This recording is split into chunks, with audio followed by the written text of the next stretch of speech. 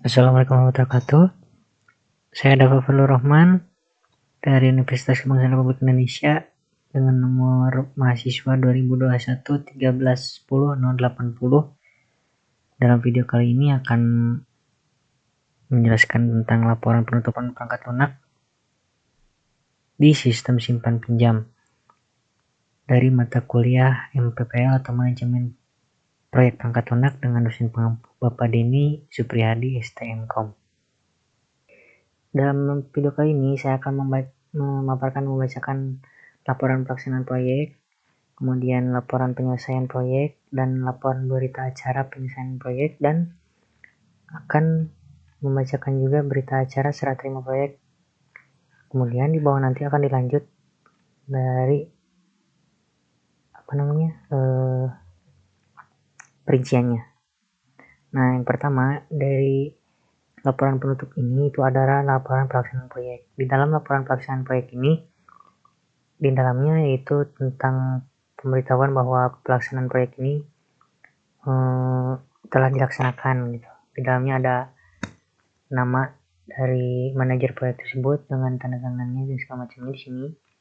Kemudian ada tanggal, dan kemudian di sini juga ada nomor-nomornya, nomor dari laporan tersebut. Kemudian selanjutnya ini ada laporan penyelesaian proyek. Di sini dalam laporan penyelesaian proyek yang di sini yaitu menjelaskan tentang selaku pelaksana proyeknya. Kalau yang tadi yaitu manajer proyek di sininya. Nah, kalau di sini itu pelaksana proyeknya ada di jabatan pengawas atau dengan bisa disebut ini yang punya pemilik proyeknya tersebut. Nah, di sini kemudian selanjutnya itu adalah laporan berita acara penyelesaian proyeknya.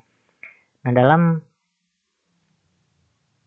lembaran yang ini disebutkan dua-duanya, yaitu dari mulai pemilik dengan pelaksananya, dengan dimenerangkan dari proyeknya apa, dengan nomor surat tugasnya berapa saja, dan di sini juga ada tanda tangannya dari kedua belah pihak.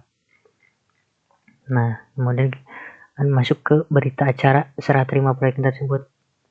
Sama seperti yang di atas, namun di sini adalah menjelaskan dari semua pelaksanaan proyek dan juga nama-nama proyeknya ada, jabatan dalam proyek ini juga ada semua.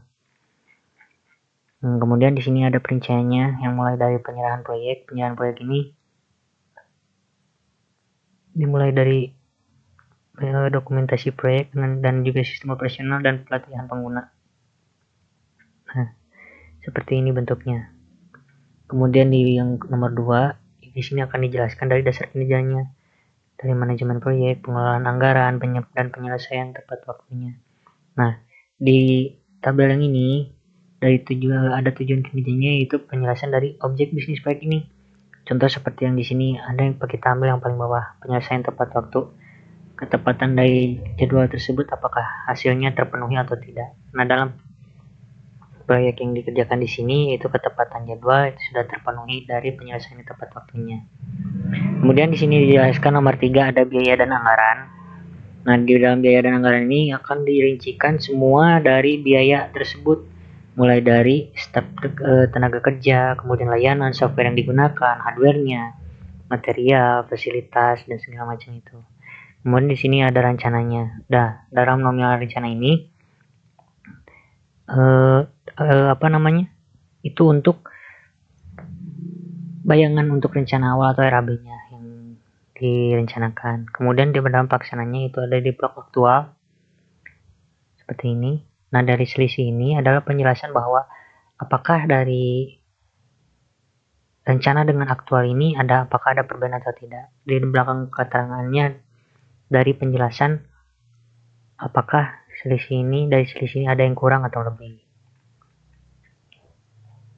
Dan kemudian dalam blok biaya dan anggaran ini juga disebutkan dari sumber-sumber dananya, mulai dari yang dana umum, dana non-umum, bantuan, dan lain-lain. Di bawah akan ada totalnya, seperti yang ditampilkan di sini. Kemudian dilanjutkan dengan jadwal dasar. Nah, di sini adalah laporan yang menurut saya ini paling inti yang dipelajari, karena dari elemen WBS ini dalam laporan ini elemen WBS semua dimasuk dari mulai analisis kebutuhan dari tahap awal, kemudian desain sistem, pengembangan, pengujian dan implementasi. Semua dirangkum di sini. Dan dijelaskan pula rencana tanggal mulai pelaksanaan proyek ini, kemudian tanggal mulainya dan tanggal selesainya. Sama seperti di atas laporan keuangan tadi, di sini diperlihatkan selisih. Kemudian keterangan selisihnya apa dari keterangan ini. Juga di sini ada pengembangan yang ada memiliki selisih 5 hari. Kenapa? Karena ada keterlambatan dari tanggal penyelesaiannya. Nah, kemudian di sini ada diterangkan lagi selisihnya. Penyesuaian dari pengembangannya adalah penyesuaian teknis. Lanjut ke blok yang 5, yaitu ruang lingkup. Dalam ruang lingkup ini yaitu perubahan dari ruang lingkup proyek tersebut. Nah, di sini ada 2, yaitu penambahan fitur laporan custom dan integrasi dengan sistem lama. Kemudian apa dampaknya dari perubahan lingkup ini?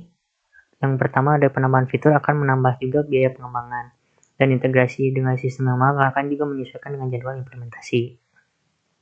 Berlanjut di operasi dan pemeliharaan nomor 6. Di sini terbagi 2, ada rencana operasi dan pemeliharaan, kemudian ada biaya operasi dan pemeliharaan. Nah, di yang A ini ada rencana operasi yang dijelaskan seperti ini. Sistem akan diaplikasikan oleh tim IT internal dan pemilihan rutin dijadwalkan setiap bulan, dan dukungan teknis adalah penjelasan dari rencana dari operasi proyek dan pemeliharaan ini. Kemudian ada biayanya, sama seperti yang tadi. Nah, kemudian dari nomor blok 7, yaitu ada sumber daya proyek. Data sumber yang ditetapkan dalam rencana sumber daya lingkungan oleh proyek, mengidentifikasi dari siapa dan kapan sumber daya ditransfer atau diberikan. Contohnya seperti ini. Lalu ada dokumentasi proyek. Dari dokumentasi proyek ini ada penjelasan dari laporan dan dokumentasinya. Di sini ada 5, rencana proyek, laporan kemajuan, dokumentasi sistem, manual pengguna, dan laporan akhir proyek. Kemudian dijelaskan pula media yang dipakainya apa. Di sini semuanya menggunakan media digital, tidak ada yang manual. Lokasi penyimpanannya ada di repositori proyek, dan ini adalah pembagian dari petugas yang melaksanakan bagian-bagian yang 5 dari laporan dokumen. Nah, dalam pembelajaran, kemudian di blok pembelajaran, maksudnya dari pembelajaran ini adalah untuk menganalisa atau evaluasi dari pernyataan masalah yang ditemukan selama proyek dilaksanakan. Contoh di sini ada keterlambatan dan pengembangan. Kemudian bahasnya apa ya terjadi di lapangan, yaitu karena ada penyesuaian teknis. Nah, kemudian referensinya di sini ada laporan kemajuannya. Dan tindakan dari semua pernyataan masalah dan pembahasan ini adalah penjadwalan ulang dan tambahan personil, seperti yang dapat dilihat di sini. Lalu yang di sini ada tanggal peninjauan implementasi. Di sini ada memperlihatkan bahwa tindakan yang ada dari peninjauan implementasi ini akan dijelaskan pula, dan siapa penanggung jawabnya di sini. Dan di sini biasanya peninjau itu adalah yang pemilik proyek. Nah, kemudian yang melaporkan yaitu dari pimpinan proyeknya. Yang terakhir yaitu ada persetujuan. Persetujuan ini adalah yang tadi seperti yang di atas, seperti laporan, kemudian laporan awal, perencanaan, dan laporan akhir. Di sini dijelaskan dari jabatannya siapa saja dan apakah ditandatangani atau tidak, dan kemudian dilihat dari tanggal berapa semua laporan dan persetujuan ini ditandatanganinya. Sekian dari yang saya sampaikan di laporan proyek yang dibuat ini. Mohon maaf ketika pembuatan kali ini saya tidak melengkapi dengan RBS-nya, karena ada beberapa kendala teknis yang terkendala membuat RBS tidak dapat saya tampilkan di sini. Terakhir saya ucapkan terima kasih. Semoga penjelasannya sedikit jelas dan dapat dipahami. Assalamualaikum warahmatullahi wabarakatuh.